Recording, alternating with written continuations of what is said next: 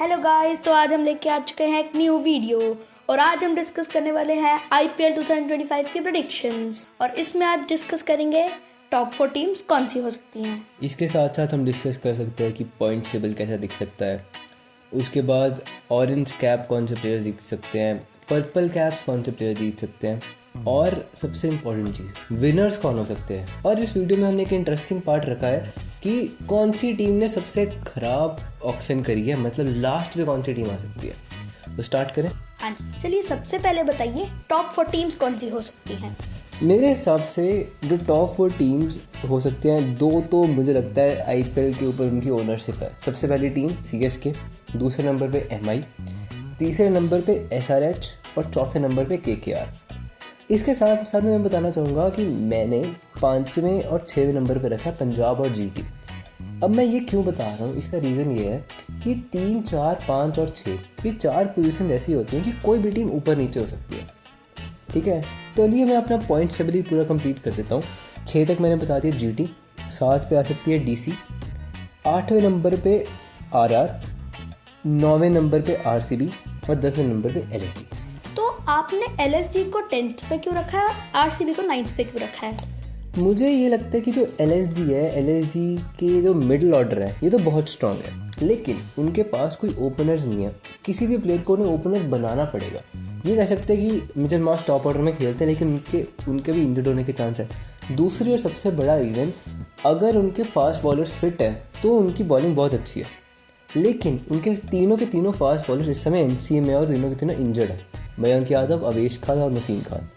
और आरसीबी को मैंने 9th पे इसलिए रखा है, इसका सिंपल रीज़न है कि वो जो उनकी बॉलिंग है वो उनके ग्राउंड के हिसाब से बहुत अच्छी नहीं है। तीनों के तीनों बॉलर्स यश दयाल, भुवनेश्वर कुमार और जॉश हेजलवुड इस समय बहुत रन खाते हैं। उनके पास कोई बहुत अच्छा स्पिनर नहीं है। जो उनका मिडिल ऑर्डर है वो कोई बहुत अच्छा प्रूवन मिडिल ऑर्डर नहीं है। जैसे जो जेकब बेथेल है, इन्होंने इंटरनेशनल में थोड़ा अच्छा किया, लेकिन वो T20 में कितना अच्छा करेंगे, आईपीएल में कितना अच्छा कर पाएंगे हमें नहीं पता। लिविंगस्टोन कभी भी कोई भी मैच नहीं जिता के आते, बहुत रेयर चांस है। तो इसलिए मैंने इन दोनों को लास्ट पे रखा है। आरआर मैंने 8th पे इसलिए रखी है, इसका रीज़न ये है कि जो आरआर है, आरआर ने बहुत ज़्यादा अपने इंडियन टैलेंट पे इन्वेस्ट कर दिया, बहुत ज़्यादा पैसे, इसलिए उसकी वजह से वो टीम बहुत अच्छी नहीं बना पाई। और आरआर ने इस साल अपने मेन प्लेयर्स छोड़ दिए हैं, मैच विनर्स को छोड़ दिया। बोल्ट, अश्विन, चहल, जॉस बटलर। और जॉस बटलर ने इनके लिए पिछले साल 2 चेज किए थे, वो भी उन्होंने सेंचुरी मारी थी। तो आप बताइए उन्होंने उनको क्यों छोड़ा, क्या रीज़न है? ये देखिए, अगर मेरे को रीज़न पता होता तो मैं उनकी ओनरशिप में तो नहीं सही कर देता, लेकिन जो मेरे को समझ आ रहा है इसलिए छोड़ा होगा कि वो फ्यूचर में इन्वेस्ट करना चाहते हैं। देखिए, अश्विन, चहल और जॉस बटलर ये तीनों अपनी करियर के स्टेज में कि तीनों रिटायर हो सकते हैं थोड़े आने वाले 2-3 सालों में। जो उन्होंने प्लेयर्स रिटेन किए जैसे ध्रुव जुरेल, रियान पराग और यशस्वी जायसवाल, ये तीनों के तीनों ही ऐसे प्लेयर्स हैं जो बहुत लंबे टाइम के लिए सर्व कर सकते हैं। ये अभी इन पे थोड़ा लॉस कर सकते हैं कि सीज़न ना चले, बहुत ज़्यादा ना अच्छा हो, बाकी प्लेयर्स भी ना चले, पर आने वाले टाइम में जैसे इन्होंने संजू सैमसन के साथ किया, ये बहुत ग्रूम कर सकते हैं। जैसे उन्होंने 13 साल का एक बच्चा भी लिया है, वैभव सूर्यवंशी, ये उसे भी ग्रूम कर सकते हैं। तो मेरे को ये लगता है इसलिए इन्होंने छोड़ा है। चलिए, ये तो मेरा पॉइंट टेबल हो गया, इतना मैंने बोल दिया। अभी आप बताइए आपका पॉइंट टेबल क्या हो सकता है। मुझे लगता है मुंबई फर्स्ट पे आएगी, सीएसके सेकंड पे आएगी और थर्ड पे पंजाब किंग्स आएंगे और 4th पे मुझे लगता है कि एसआरएच आएंगे। तो 5th पे मैंने रखा है दिल्ली को और 6th GT, 7th KKR, 8th RCB, 9th LSG, 10th RR.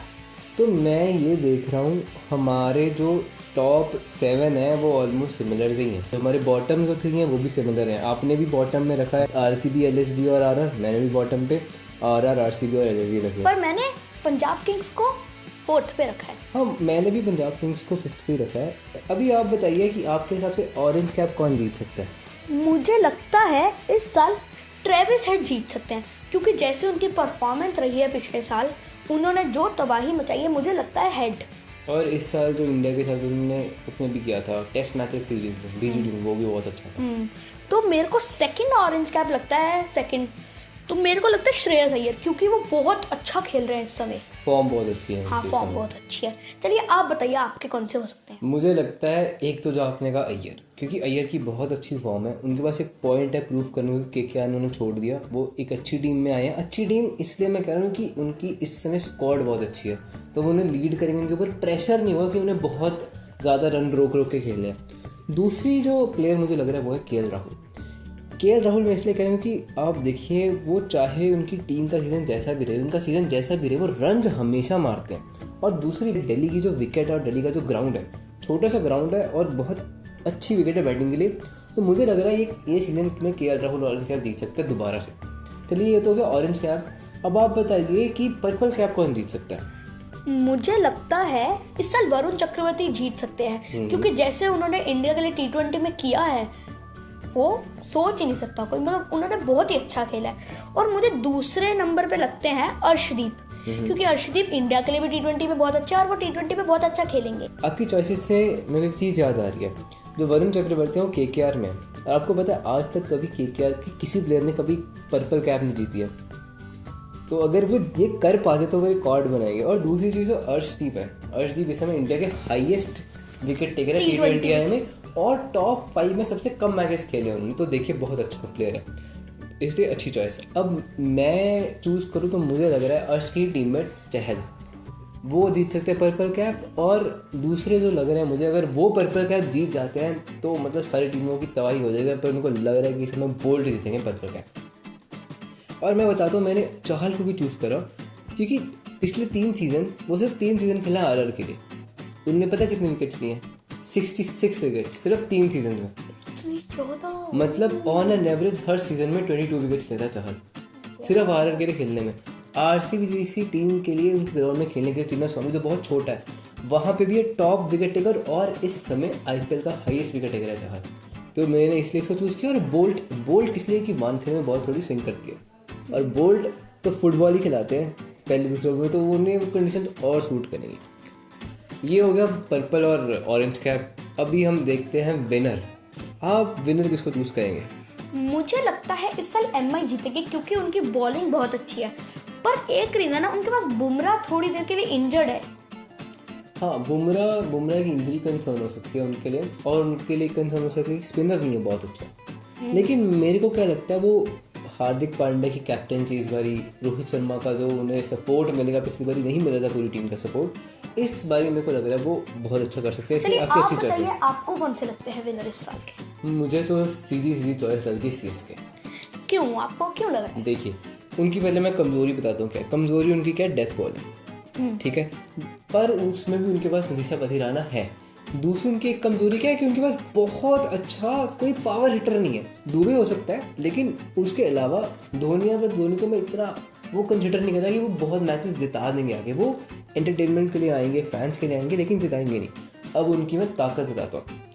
उनके 7 मैचेस जो हैं वो है चेपॉक, ठीक है, और वो सारे के सारे मैचेस में होंगी स्पिनिंग ट्रैक्स। और इनके पास स्पिनर की क्वालिटी देखिए, रविचंद्रन अश्विन, नूर अहमद और जडेजा, ये क्वालिटी के साथ जब उतरेंगे, और थोड़ी स्पिन दीपक हुड्डा भी कर देते हैं। पता नहीं उन्हें खिलाएंगे नहीं खिलाएंगे, वो उनकी चॉइस है। लेकिन और सबसे एक इम्पॉर्टेंट पार्ट उनके पास वो भी है रचिन रविंद्र, जो इस समय क्या करके आए हैं चैंपियन ट्रॉफी में, हमें सबको पता है। और इसके साथ साथ इनके पास जो बैट्समैन है, मैंने कहा था वो सारे पावर हिटर नहीं है, इसका मतलब वो क्या है, वो सारे स्पिन के बहुत अच्छे प्लेयर्स हैं। इसके कारण ये स्पिनिंग ट्रैक बना के बहुत आसानी से जीत जाएंगे। तो इसलिए मेरे को लग रहा है कि क्वालिफाई तो देखो डायरेक्ट ही कर देंगे। और इनके पास जो सारे प्लेयर हैं, सबको आईपीएल फाइनल्स और खेलने का और आईपीएल फाइनल जीतने का भी एक्सपीरियंस है। तो मुझे लग रहा है कि इस बारी सीएसके का दोबारा एक बार साल हो जाएगा। एक आपको स्टार्ट बताता हूँ, आज तक कभी ऐसा नहीं हुआ कि लगातार 3 सीजन महेंद्र सिंह धोनी फाइनल में ना खेले। हमेशा हर 1 साल का गैप ही है मैक्सिमम, धोनी फाइनल में होते। आप कहेंगे सीएसके फाइनल में 2 साल खेली नहीं आईपीएल में, तो कैसे पहुंच गई, वो आरपीएस में जाके पहुंच गए थे फाइनल में। ये थी हमारी वीडियो गाइस। तो अब हम मिलेंगे अगली वीडियो में, जिसमें हम डिस्कस करेंगे कि सारी टीम्स की वीकनेसेस क्या हो सकती है। Thank you guys.